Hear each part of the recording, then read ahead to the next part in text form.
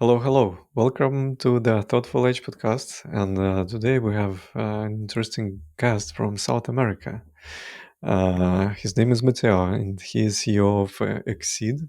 And we're going to talk about outsourcing service business and some of the Mateo's experience. And he'll share his background and some of the ideas that he gained and knowledge that he gained throughout his career as attorney and then as a CEO of a tech service company. So welcome, Mateo. Please tell something about yourself. Mitro, thank you so much for inviting me to the Thoughtful Edge podcast. I'm very happy to be here. I do podcasts all the time, but I'm most of the times I'm interviewing people, right? And when you said, "Hey, I'm going to give you the opportunity to be the guest at my show," that was, a no-brainer. I definitely, it took me, I think, less than a second to say yes. Cool. Myself, so I'm an attorney. I'm based out of Uruguay. Um, I've lived in Uruguay all of my life, but since 2009, I've been working in outsourcing industry for U.S. companies. I've led different teams from BPO teams such as procure to pay to vendor operations, and then during the last years, more on the technology side, leading software development teams and now leading a company doing outsourcing for US companies. And what we do is we build and manage software development teams for them. That's kind of the elevator pitch of my background. Yeah, cool. Yeah, that also grabbed my attention. That you also host a podcast, and like we are now kind of two podcast hosts talking talking about outsourcing service business. Nevertheless, you mentioned that you were an attorney, and then suddenly, at some point of time, you decided that being an attorney maybe is not that good idea. So let's change the gear and let's try something new. What led you to this decision? It was more of a nice accident than a thoughtful decision. So, a friend of mine was working at Tata Consultancy Services. Back in 2009, I was working at a law firm. I was, I would say, happy about what I was doing. It was an interesting job. I was doing corporate law, learning new things all the time. I also was part of an international trade insertion program. So I was learning a lot about how Uruguay was inserted in the international trade sector across the world. So I was having fun, right? But my a friend of mine actually was starting a team of lawyers doing outsourcing for PwC in the US with TCS, and he started. I mean, we were out for chivitos, which is like a Uruguayan type sandwich burger. You can, a mixer. Hmm. Um, and he said, "Hey, I'm putting together this team for TCS, right? Um, who should I get for this team?" And I'm like, "Oh, you should get like a super experienced lawyer knowing this, and this, because they are going to have to negotiate contracts for PwC in the US. And so that requires a lot of knowledge about US law and blah, blah, blah." And he listens to me and he listens and he listens. And then he goes like, and what about you? And I'm like, "Oh, Here you go. yeah, okay." And I'm like, "Well, if you think I can be part of it, I've never led people." And so it became an opportunity of something that I didn't know if it was going to be fun or not from an intellectual perspective in terms of the complexity of the contracts that I was going to manage or not, right? I was outsourcing sounded kind of boring at that time to me, because when I thought about outsourcing, I thought about processing purchase orders and doing stuff that was not so much more BPO and less KPO, right? Knowledge process outsourcing. And that was what I Hmm. was getting into, really. More than BPO, it was KPO. And so Mm. it was, it became a no brainer because it was double the salary, leading a team, becoming a more senior person, and trying something new and working for a US client and traveling to the US. So I'm glad I said yes, because from the moment I started working at Tata Consultancy Services and I understood kind of what the business was, the size of the business, the size of the clients, the size of the operations and the things that I could learn. You have to remember I live in Uruguay. Uruguay is a very nice country, but it's a 3.5 million people country. Yeah, The yeah. It's not scale, that big for sure. right? Not It's that not that big. big. So the scale of what you see in Uruguay is, to say the least, limited, right?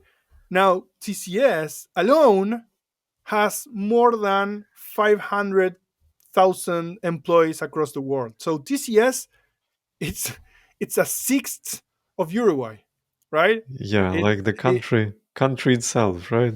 right. And so I'm glad I said yes, and the rest is history.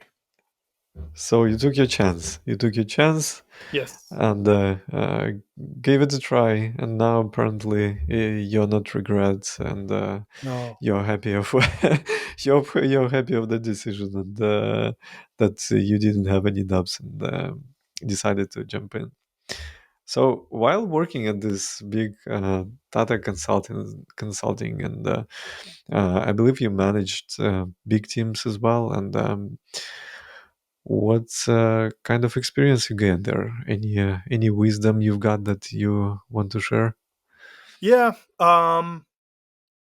I started leading teams in 2009. I started with a team of 7 people, then 20 people, then 60 people, then 100 people, then 150 people in Uruguay, then in Uruguay and in India, and then in Uruguay and India and the US, right? And I learned a lot.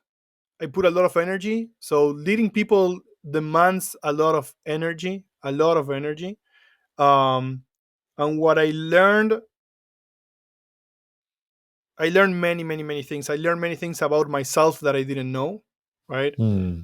Leading people teaches you about yourself. It's like you put into retrospective how you behaved as an employee, and you go like, "Oh, I probably was such an annoying person, right?" And I didn't realize because I never saw it from the other side. So that's one Right, thing. right. I learned a Yeah. lot about myself and how to behave myself. I learned a lot about the things to do and the things to avoid doing. I learned that when you're leading people, people are looking at you 24/7 in a magnifying lens, and they are watching every single thing that you do. And so, with great power comes great responsibility. You are having an impact on That you people's do, life. or you don't do, right? I mean, everything you do, every action you take has an impact on people and their emotions, right? And so you are having Exactly, an impact on their emotions. And so when you remember the bosses that you have and how they made you feel, that's what you have to remember every single day when you're leading people, because that's what you're doing. You are making people feel something. It can be good, it can be exactly, bad, you can be pushing them to be better, exactly. you Yeah. can be pushing them to burn out, you can do a lot of things, good and bad, right? And so it's all about people, it's all about actions, consequences, communication, all of that. And what I've learned is that to be successful, because everything is about people, it's I always like to mention that call from Jim Collins, Good to Great. Get the right people on the bus, the right people on the right seats, and the wrong people off the bus. Oh, Yeah, that's a good that's the advice. key. That's the key. I mean, once you figure that out, you can manage whatever team. We always talk about people, process, technology. To me, it's people first, then processes, and only then technology as an accelerator.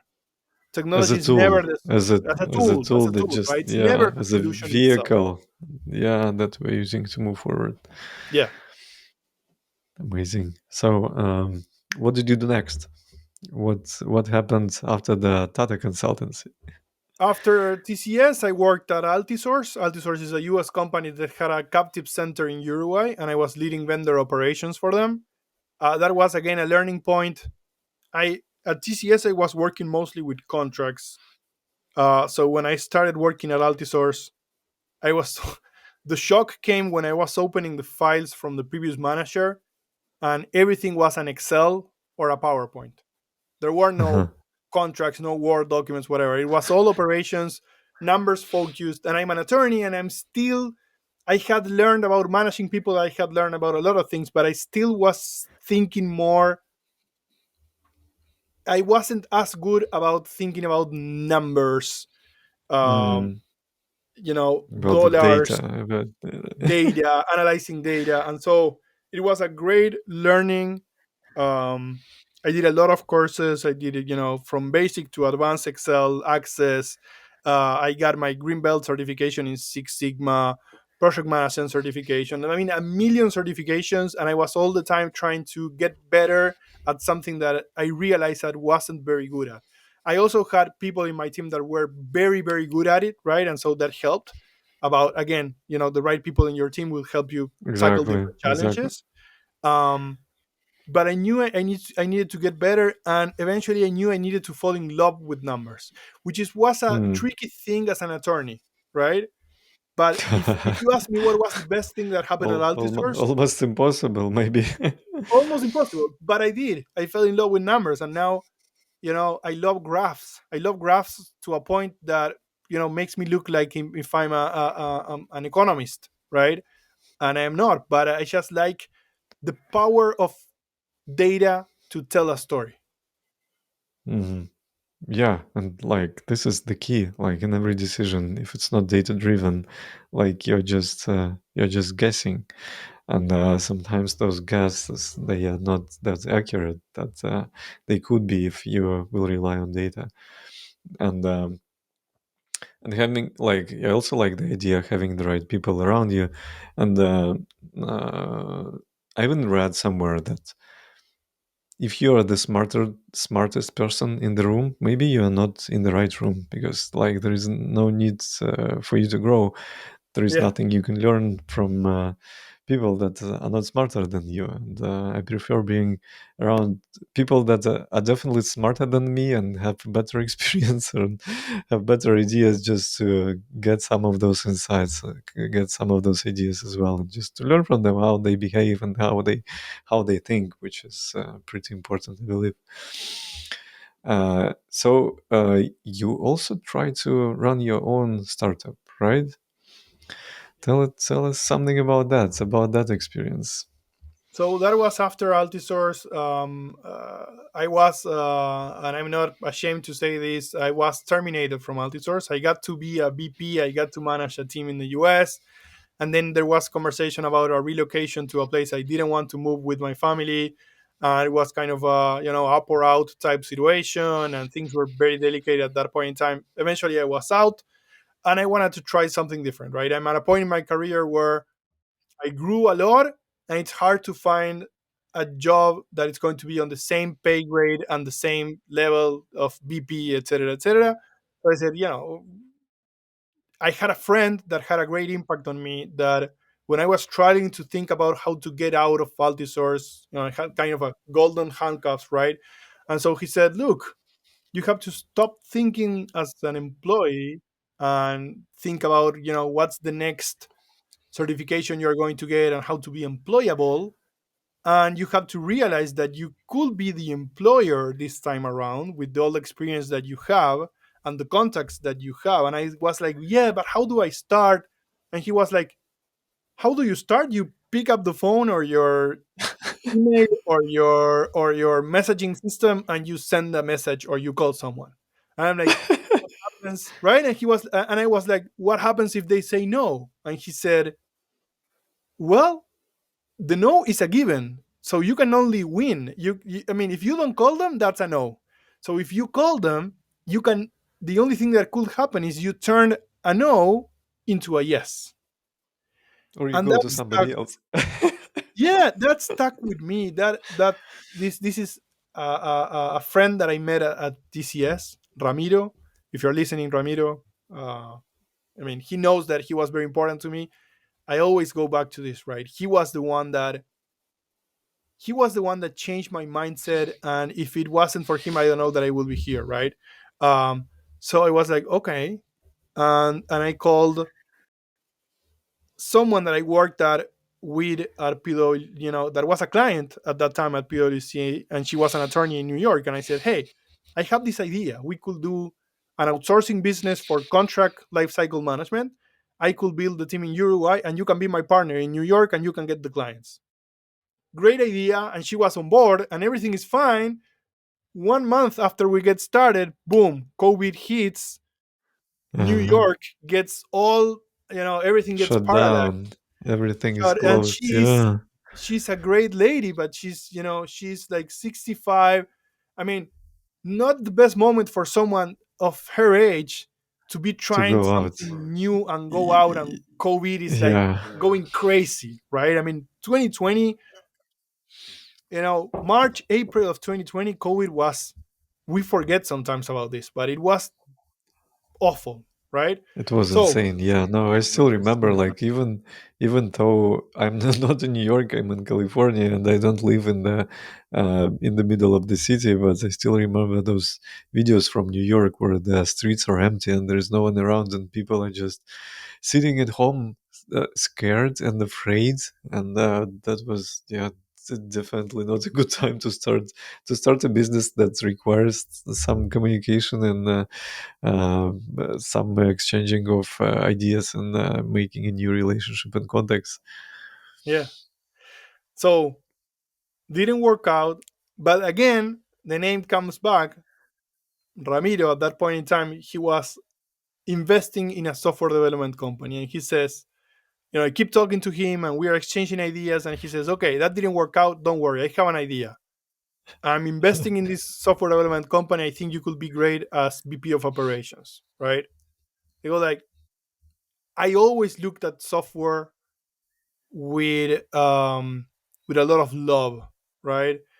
I come from the oldest school type business, which is law firms, right? Long hours, wearing a suit, very Yeah, strict. Software to me was like, regulated. Google, playing Yeah, ping pong, and wearing slacks, and just it's like Disneyland. To me, software was Disneyland, right, right? right. Yeah, And so I had just completed my Scrum Master certification because I had an eye, like, okay, this could be an avenue, right? I joined the software company as a VP of operations, and then this is a startup. It's just starting, and they asked me, "Hey, this is a startup. We all have to do everything, so we would like you to do some selling as well." And I was like, I'm not I don't sell. It's not my role, right? I don't even know how to go about it. And they go like, you know what? Just try a list and it's send easy. them Like, something, right? it's easy. Go, go, right? And so I started, and it was weird, but something of my operations background clicked. And I just, I had a process. And so I would start the day, look at contacts, create a little list of contacts, hit them, try a message, change the message if it wasn't working, try a different message, and just keep going without thinking too much about it, without stressing too much about it, just stressed about the process and following the process and getting addicted to the process, right? And so I think if you are driven and you have that operations background and you know that it's a numbers game, you know it helps. And then all of a sudden I started opening up accounts, and then all of a sudden I realized I'm bringing a sizable chunk of the revenue of the company, it's coming through me. I'm like, oh Nice, crap, I'm good at nice. this. From someone who didn't work in sales before, yeah, but had a process kind of oriented mindset. So, Mateo, tell us about how was the experience of starting your own outsourcing company when your startup failed and you wanted to explore something new. Yeah. So the good thing is that I didn't start from scratch. Not really. I had a friend, um, the husband of a friend of my wife had a software company, software development company, and they were doing software for South American companies.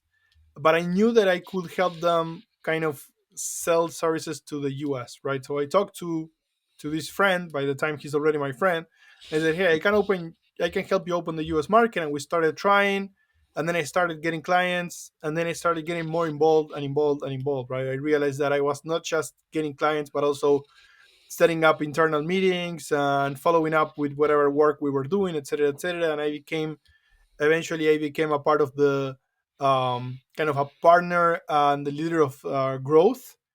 And then I kept growing and growing inside the company and taking more responsibilities and visiting clients and leading operations. And that's how I became eventually a CEO and a partner. So I didn't start from scratch.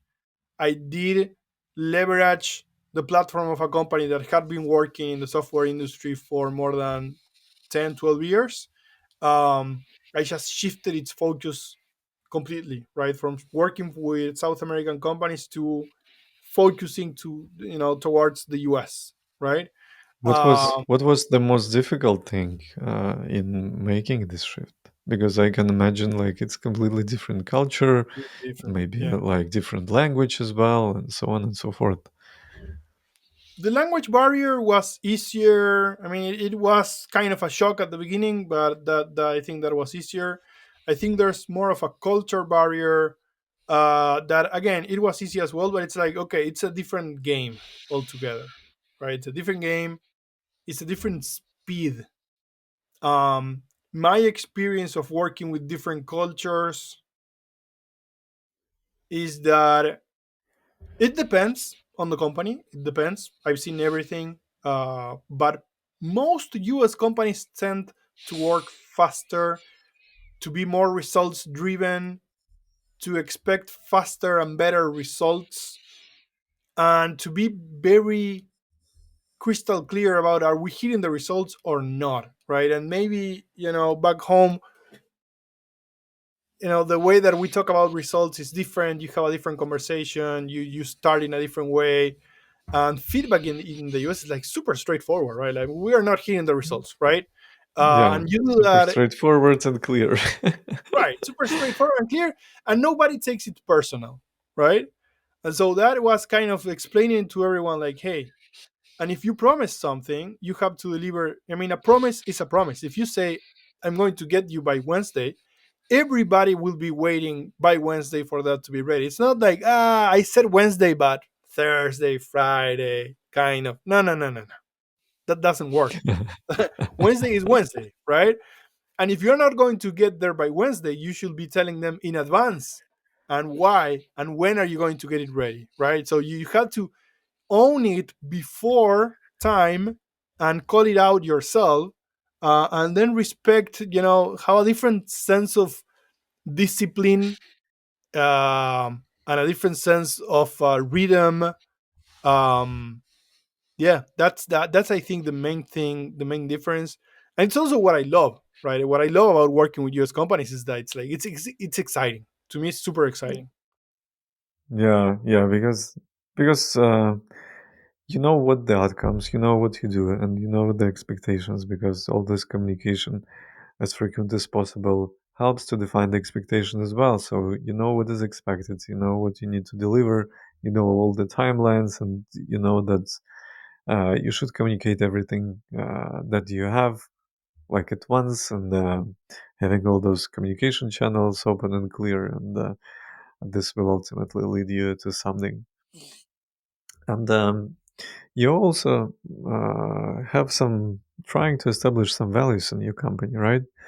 So simple, read, and honest. Could you tell us about them? How they help you, and where are they coming from? Yeah. I So three main values. Relationships matter. It's all about, we go back to, it's all about people, right? And to All me, right, yeah, relationships are very important, and we are spending so much time together that, and as I get older and older, I don't have time for toxic relationships. I don't want to have mm, them. It's like it's so much energy consumed on unhealthy relationships, right? So it's all about building healthy relationships where we care about each other. And yes, we are results driven, but at the same time, Dimitro, you matter, right? So what's going on? You're going, what are you going to do today? Oh, you're going to a concert with your wife. Hey, you emigrated, from Ukraine to the US. Um, right. do you have family in Ukraine? How do you feel about that? All of that to me matters with people that work with me, with my clients as well, right? And it's about, to me, a person is more than their role and their job. It's a person is a person, and there's a story behind that person, right? So that's relationship Exactly. matter. And then being able to work with diverse type people and just being okay, because everyone has a story and that's okay, right? um, the second one is we make things happen, right? And it's about that results oriented, like, let's get it done, right? Don't hide around excuses. Don't, just make it happen. If you promise something, deliver, right? And make that promise, make it worth, right? And find a way to do it, right? And so no excuses, just get it done, right? Just do it. Right. That type of Yeah, yeah. attitude. I see And what you then mean. Yeah. the last one is we keep it simple, and that means no extra steps that are no needed, no consulting, blah blah blah, when blah blah blah is not needed. It goes back a little bit to the other ones, but it's more about, um you know if relationships matter, then let's not get into politics. If results matter, let's avoid bureaucracy, right? And so it's kind of a, the first two are very important, and the last one kind of is talking about how you conduct yourself with the first two as well, right? It's just, Mm, provide value, focus on the value, don't focus on smoke and mirrors. I see. I see. No, that makes perfect sense. I also a big believer in a relationship and a big believer in the idea that everyone matters and everyone has its own story and background, and we should just learn from each other and take the best and share whatever we have with everybody else too, including knowledge, experience, and just a good mood as well, like, right, like you see someone, like I see you smile, I want to smile you back, and then like the mood of both of us is becoming better, we feel better too, and then we are getting more productive as well at work when we are happy, ultimately, when we have our families supporting us, when we have some hobbies as well, like I know you as a proud husband and a father, Yeah. and also and also enjoy music, as we can see on the back of your room with a lot of guitars and drums. uh, can you please tell us how do you balance your work and life and everything what matters to you? um that's that's very very important to me, and I try to be super productive at work, right? I try to focus on results and to work in a very intense way, so that I can minimize the number of hours that I need to work, right? Hmm, Um, that's smart. you could say at the end of the day, I hate extra effort just by the sake of extra effort. When I was working at law firms, I hated that people would stay late just because, right? Just because it's a law firm and you should stay late. But I would Yeah, look at because them and they would, everybody yeah, else just stay late no matter what the results are, right? right. They might be looking at Facebook, but they are staying late. And I'm like, no, I wanna go home. I wanna play football. I wanna, see my friends. I wanna play drums. I wanna do different things, right? Um, and I don't, I don't live to work. I work to live, right? If I could work 2 hours per day, I would probably do it. So, for everybody else who is also in service industry and trying to get into the new market and establish the business and grow the company and maybe get into the new markets, what's the main piece of advice can you give for those people? So I would say the most important thing is to build your network, and that starts. I mean, for everyone listening, it starts now, today, whatever you're doing, and even if you have a job, and even if you're not thinking about becoming an entrepreneur, your network is your safety net, right? And so you have to work on it very hard. And LinkedIn is a great way to build your network, but go to, join business groups, join whatever will help you, build a network and know more people, to learn from them, to give them value, and to have more options in the future. And if you are leading a services company, you should be spending most of your time building a network. um, the other thing I will say is, when you are doing sales and outreach, get addicted to the process, right? Just have patience, get addicted to the process, and um, keep going, knowing that 99% of the times you are going to get maybe rejected, but that's okay, right? There will be enough yeses there that will help you grow. And then the final thing is, do the best you can for your customers, right? Never forget them. Those are the most important people for you. If you do the best, and if you treat them well and they have a good experience, they will refer you to someone else. And the most important source for growth is happy customers. So never forget that. Good, good advice for sure. Stick to the process, ensure the customers are happy. Thank you so much, Mateo, for joining us today, and I appreciate the interesting and insightful conversation. And for those who is listening, I look forward for the new episodes, and have a good day. Thank you. Dimitro, thank you so much. It was an absolute pleasure to be here with you. Thank you. Bye.